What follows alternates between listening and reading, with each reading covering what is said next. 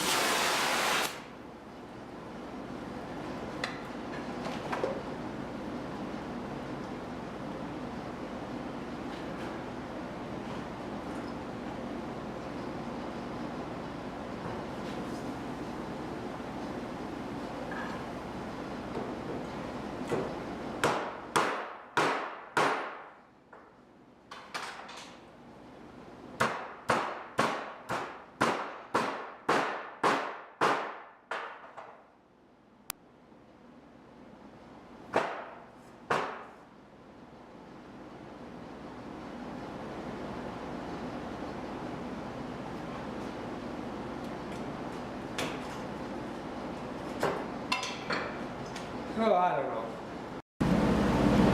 Oh yeah, that ought to be good for you, eh? I can't get that big chunk of stuff beat out of the middle, so I'm just gonna cut all around the edge and open her up. Am I doing it right? We'll see what we got when I'm done here, but yeah. As long as I don't destroy the outer aluminum housing, we'll be good.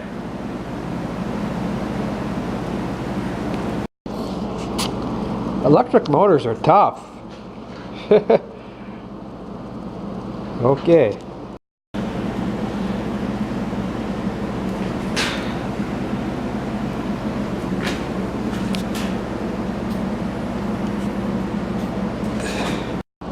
Okay, with enough heating and beating, I finally got it. So there, we'll call that a success. I dropped it one time when I was cooling it down. It was hot and I dropped it and dented it. So we'll have to see if we can get the two ends back on this. and this, and as long as the ends bolt up back on, it's a success. We can put her back together. One concern I do have, this small end, there's a seal on this back side, and then the bearing's there, so it gets lubricated by the through the pump. But this end, this big bearing, it just runs dry, so I don't know. Maybe when we put it back together, I'll just see if I can just pour a bunch of oil into that into the case or something. I don't want that bearing running dry, because now it's going to be running continuously and it's going to have a side load on it, so there's going to be more demand on this bearing than there was originally, so I don't want it to burn out. So I'll see when I'm done what I'm going to do. Son of a gun.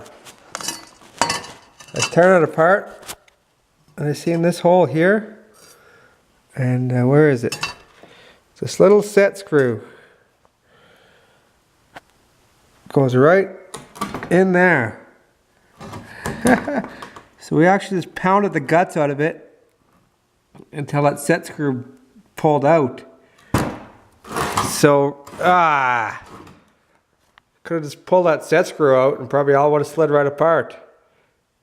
Oh well, live and learn. Look at that.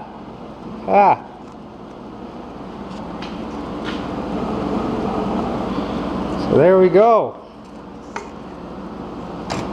That's our gutted motor. So now it's just a pump drive. So I'll put her back together. All right, well there's that.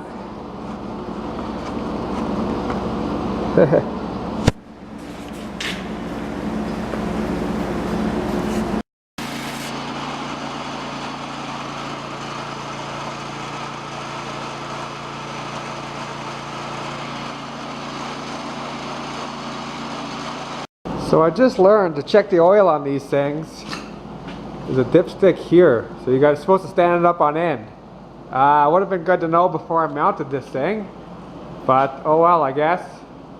This is the best we're going to get. I just got her at a bad angle here on its side. There you go, you learn something new every day. For you people that have electric lug splitters, here's the oil check.